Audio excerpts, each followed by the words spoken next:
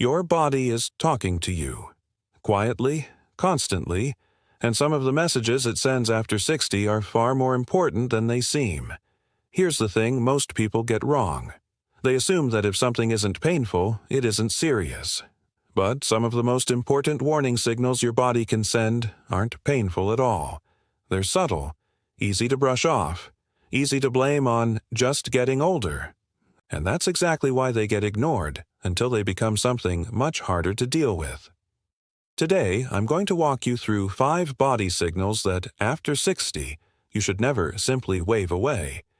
I want to be clear right at the start. I'm not here to alarm you, and I'm not going to diagnose anything.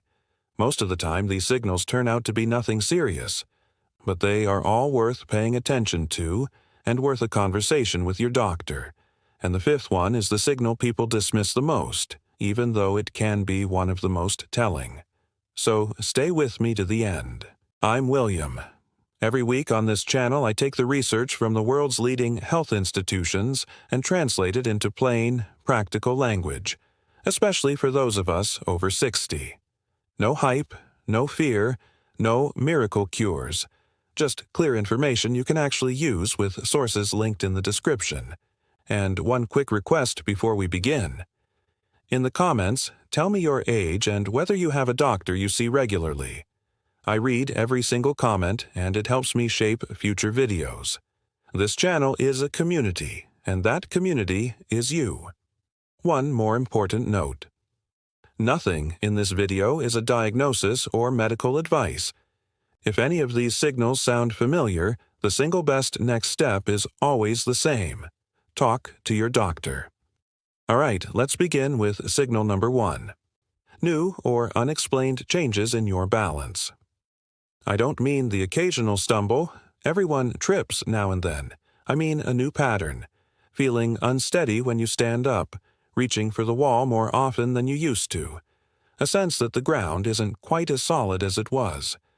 Many people quietly accept this as just part of aging and never mention it to anyone. That's the mistake. Here's why balance matters so much after 60. Balance isn't one system. It's several working together. Your inner ear, your vision, the sensation in your feet, your muscle strength, and your blood pressure regulation. When your balance changes, it's often the first outward sign that one of those underlying systems needs attention. Sometimes it's something simple and very fixable. Dehydration, a medication that needs adjusting, an inner ear issue, low vitamin B12. And catching it early is what keeps a minor issue from turning into a fall. Because falls, as I've said before on this channel, are one of the leading threats to independence after 60. Think of your balance like the warning light on your car's dashboard. The light itself isn't the problem. It's telling you to look under the hood before something bigger happens.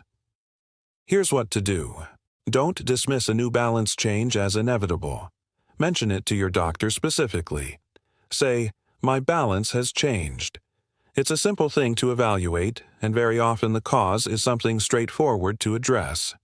In the meantime, make your home safer. Good lighting, grab bars where needed, and clear walking paths. The golden detail. There's a simple thing worth noticing. Whether your unsteadiness happens specifically when you stand up quickly. If it does, that's useful information to bring to your doctor, because it points them in a particular direction. You don't need to interpret it, just notice it and report it. Signal number 2. Losing weight without trying to. Now, I know how this sounds. For many people, losing a few pounds sounds like good news. But here's what I want you to understand. Weight that comes off on its own, without any change in how you eat or move, is one of the signals doctors take most seriously in older adults. Losing a meaningful amount, say more than about 5% of your body weight over 6 to 12 months without trying, is worth a conversation, not a celebration. Why does this matter so much after 60? Because unintentional weight loss isn't really about the number on the scale. It's about what's driving it. Sometimes it's a shrinking appetite. Sometimes it's that food doesn't taste the way it used to, or chewing has become harder, or a medication is dulling hunger. Sometimes it's the quiet loss of muscle we've talked about before, and sometimes it's the body's early signal that something underneath deserves a look. The point is not to guess which one you are. The point is that your body is telling you something changed, and that's worth understanding. Here's what to do. If you've lost weight without trying, and especially if your clothes are looser and you're not sure why, don't wait and watch. Mention it to your doctor with specifics. How much, over how long. Bring it up even if you feel fine otherwise. This is one of those signals where being a little proactive genuinely pays off. The golden detail. A simple habit. Weigh yourself the same way, once a week, same time of day, and jot it down. You're not obsessing over the number. You're building a record. A slow, unexplained drift downward is exactly the kind of pattern that's easy to miss day to day but obvious on paper. If this is useful to you, take 1 second, hit subscribe, and turn on the bell. Every week I share clear, science-backed health information made for people over 60. The kind of thing that's genuinely worth knowing. And if you have someone in your life over 60 you care about, share this video with them. These are exactly the signals people tend to brush off, and a small nudge from you might be what gets them to pay attention. Now let's keep going, because signals 3, 4, and 5 are ones people dismiss the most. Signal number 3, a lasting change in your thirst or in how often you're using the bathroom. This one gets ignored constantly because it feels too ordinary to matter. You find yourself thirstier than usual, or up more often at night, or noticing a change in your bathroom routine, and you shrug it off. But a persistent change here, one that lasts more than a couple of weeks, is one of the more useful signals your body gives you. Here's the picture. Your thirst and your bathroom habits are windows into how your body is managing fluids, blood sugar, and kidney function. 3 systems that quietly become more important to keep an eye on after 60. A steady increase in thirst and urination, for example, is a well-known thing worth getting checked. So is the opposite. A noticeable drop in how often you go, which can point toward dehydration, something seniors are especially prone to because, as we've discussed, the sense of thirst fades with age. I'm not telling you what any of it means. I'm telling you it's a signal worth reporting rather than ignoring. Here's what to do. If a change in thirst or bathroom habits lasts more than 2 weeks, bring it to your doctor. It's often a simple test to sort out, and it's the kind of thing where a clear answer brings real peace of mind. Whether the answer is nothing to worry about, or let's keep an eye on this. The golden detail. For a few days, just loosely notice the pattern. Is the increased thirst there all day, or worse at certain times? Is the nighttime bathroom trip new, or has it slowly crept up? You don't need to diagnose anything. A doctor can do far more with, "This started about 3 weeks ago and it's worse at night," than with, "Something feels off." Signal number 4. Getting unusually short of breath doing things that never used to wind you. This is one people are especially good at explaining away. "I'm just out of shape." "I'm getting older." "The stairs have always been a lot." And sometimes that's genuinely all it is.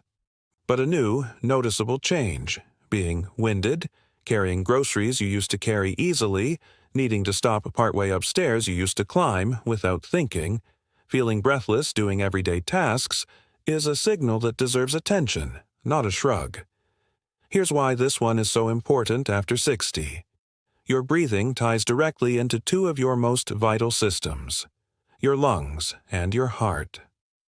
When ordinary activity suddenly demands more air than it used to, it can be your body's way of saying one of those systems is working harder than it should.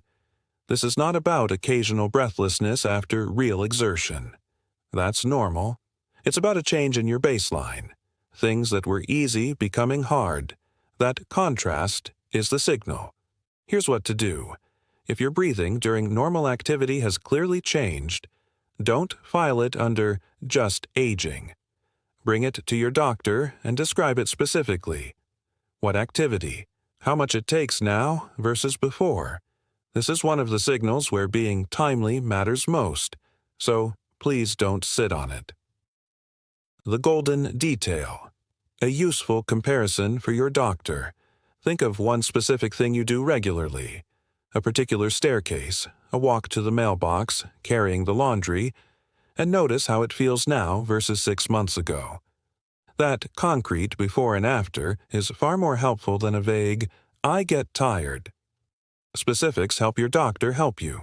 And here's number 5, the one people dismiss the most and often the most telling. Changes in memory, thinking, or mood, especially the ones other people notice before you do.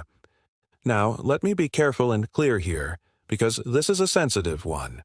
Occasionally forgetting a name or walking into a room and blanking, that's normal at every age, and it is not what I'm talking about. What's worth paying attention to is a genuine change.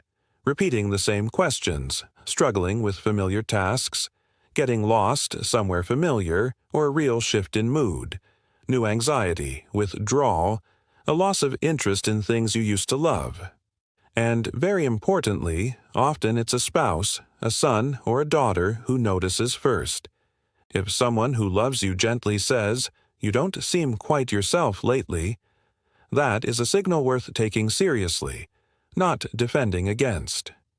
Here's why this matters, and why I put it last. People fear this topic, so they avoid it, and avoidance is the worst possible response. Because many things that affect memory and mood after 60 are treatable, and some are completely reversible when caught early. Thyroid issues, vitamin deficiencies, sleep problems, medication side effects, depression, all of these can affect thinking and mood, and all of them can be addressed. Ignoring the signal out of fear is what closes those doors. Noticing it early is what keeps them open. Here's what to do. If you, or someone who loves you, has noticed a real change in memory, thinking, or mood, treat it like any other health signal. Something to bring to a doctor calmly, early, and without shame. It is not a verdict. It is a starting point for finding out what's going on, and, very often, for doing something about it. The golden detail. Here's a mindset that helps. When a family member mentions a change they've noticed, the instinct is to feel defensive and brush it off. Try to treat their observation as a gift instead of a criticism. The people who see you every day often notice the gradual changes you can't see in yourself, and their early observation could be one of the most valuable things anyone gives you. So let's bring it together. 5 signals, 1 simple principle. 1. New changes in balance. Don't accept it as inevitable. Get it evaluated. 2. Losing weight without trying. Not a win, a signal worth reporting. 3. A lasting change in thirst or bathroom habits. If it's been more than 2 weeks, get it checked. 4. New shortness of breath with ordinary activity. When easy things become hard, that contrast matters. 5. Changes in memory or mood, especially the ones loved ones notice. Not a verdict, a starting point. And notice the one thread running through all 5. None of these are things for you to diagnose, and none of them are reasons to panic. They are simply your body doing its job, sending signals. Your job is only to notice them, and to hand them to someone qualified to interpret them. Awareness, then a conversation. That's the whole message. Let me close with something from the heart. I don't ever want this channel to make you anxious about your own body. Fear is not the goal, awareness is, and there's a profound difference between the two. Fear makes people avoid, delay, and hope a problem goes away on its own. Awareness does the opposite. It's calm, it's confident. It says, I'm paying attention, I know my body, and if something changes, I'll take it to someone who can help.